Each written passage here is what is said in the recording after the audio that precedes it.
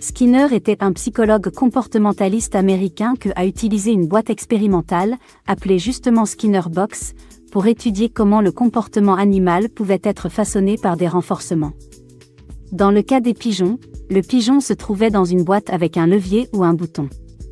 Quand le pigeon appuyait sur le levier ou picorait le disque, il recevait de la nourriture.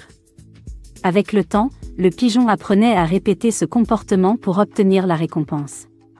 Cette action était reconnue comme conditionnement opérant ou instrumental. Skinner a également étudié le comportement superstitieux chez les pigeons.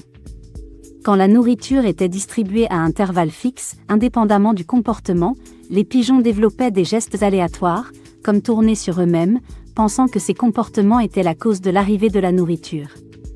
Cela génère des comportements répétitifs et obsessionnels, bien plus puissants que lorsque la récompense est garantie à chaque fois. Ce que Skinner a appelé renforcement continu. Et dans le cerveau ?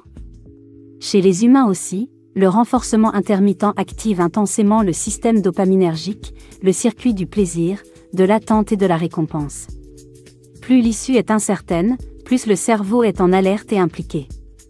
C'est le même principe derrière, les jeux de hasard, l'addiction au téléphone, notifications aléatoires, certaines relations affectives toxiques ou instables dans les relations, la Skinner Box affective. Une personne peut devenir obsédée par un partenaire qui est parfois affectueux, présent, attentionné, et parfois distant, froid ou disparaît sans explication.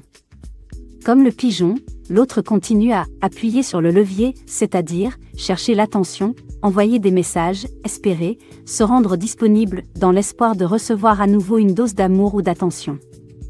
Et le paradoxe ? C'est justement l'incertitude qui renforce l'attachement et la dépendance, pas la stabilité. Le renforcement intermittent est extrêmement puissant pour créer une dépendance. Une récompense incertaine est plus efficace qu'une récompense garantie pour déclencher des comportements compulsifs. Ce principe s'applique en psychologie, en marketing, sur les réseaux sociaux, et dans les relations ambiguës ou déséquilibrées.